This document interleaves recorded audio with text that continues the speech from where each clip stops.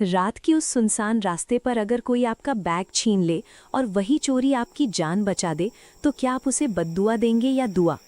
घना कोहरा कच्ची सड़क को पूरी तरह निगल चुका था और दूर अंधेरे के बीच एक पीली रोशनी टिमटिमा रही थी, जो एक पुराने ढाबे की लालटेन से आ रही थी, जहां चारपाई पर बैठा रमेश गरम चाय की चुस्कियां ले रहा था और उसके पास रखा लैपटॉप बैग बार बार उसकी नज़र में आ रहा था, जैसे उसमें उसका पूरा भविष्य बंद हो। काउंटर पर रामू काका लकड़ी साफ करते हुए उसे बार बार देख रहे थे और बोले, शहर से आए हो बाबू, आगे का रास्ता ठीक नहीं है। रमेश मुस्कुराया और बोला, सुबह मीटिंग है, मैप दिखा रहा है, शॉर्टकट से बस 1 घंटा लगेगा। रामू काका ने गंभीर आवाज में कहा, मशीन की बात छोड़ो, आगे पुराने पीपल के पास चटिया और मटिया खेलते हैं, उन्हें छेड़ना मत, बस सिर झुकाकर निकल जाना। रमेश हंस पड़ा और पैसे रखकर कार में बैठ गया। कुछ दूर जाते ही कोहरा और घना हो गया, गन्ने के खेतों से सरसराहट आने लगी। तभी अचानक कार बंद हो गई। कई कोशिशों के बाद भी स्टार्ट नहीं हुई, तो वो टॉर्च लेकर पैदल चल पड़ा। चलते हुए अचानक पायल की आवाज़ आई, फिर बच्चों की हंसी। रमेश रुक गया, टॉर्च घुमाई पर कुछ नहीं दिखा।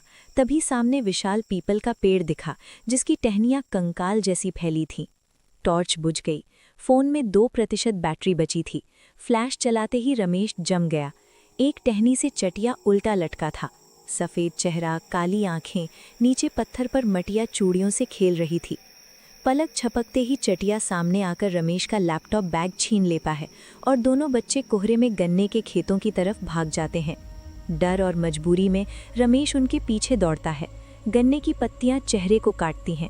हंसी और पायल की आवाज़ उसे अंदर खींचती है और वो गिरते पड़ते एक टूटे हुए पुराने शिव मंदिर के खंडहर तक पहुंचता है, जहां दोनों बच्चे बैग खोलकर लैपटॉप की रोशनी को जादू की तरह देख रहे होते हैं। रमेश धीरे से उनके पास बैठ जाता है। डर अब दया में बदल चुका होता है। वो पेंट में एक घर बनाता है और कहता है, ये तुम्हारा घर है, इसकी छत ठीक कर दी। तभी जेब से बिस्किट का पैकेट गिरता है। दोनों बच्चे उसे उठाकर खाते हैं और उसी पल उनकी काली आंखें भूरी हो जाती हैं। चेहरे पर गर्माहट आ जाती है। वे भूत नहीं बल्कि मासूम बच्चे लगने लगते हैं।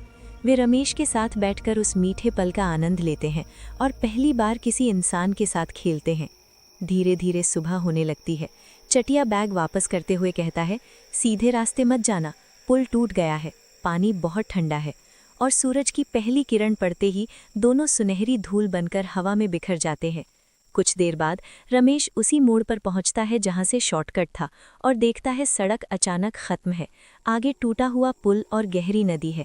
अगर वो रात में कार से जाता तो बचना नामुमकिन था। उसके घुटने कांप जाते हैं और उसे समझ आता है कि बैग चोरी नहीं हुआ था, उसे बचाया गया था। कुछ दिनों बाद वो फिर पीपल के पेड़ के पास आता है। बिस्किट, खिलौना, कार और लाल चूड़ियाँ रखता है। हाथ जोड़कर धन्यवाद कहता है। तभी हवा चलती है, पत्ते हिलते हैं, पायल की धीमी आवाज़ सुनाई देती है और दूर ढाबे पर बैठे रामू काका हल्का मुस्कुराते हुए धुंध में जैसे गायब हो जाते हैं।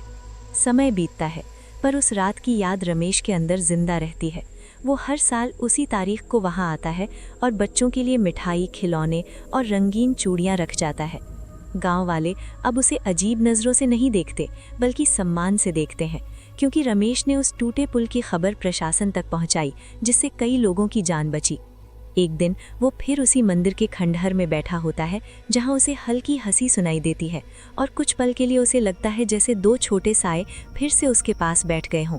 उसे एहसास होता है कि कुछ रिश्ते खून से नहीं बल्कि करुणा से बनते हैं और कुछ आत्माएं डराने के लिए नहीं बल्कि बचाने के लिए भटकती हैं।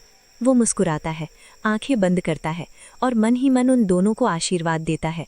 हवा में फिर वही पायल की मधुर छन छन गूंजती है, जो अब डर नहीं बल्कि सुकून देती है। और वो जान जाता है कि चटिया और मटिया को आखिरकार वो अपनापन मिल गया, जिसका वे 50 सालों से इंतजार कर रहे थे। हमारे YouTube चैनल को सब्सक्राइब ज़रूर करें।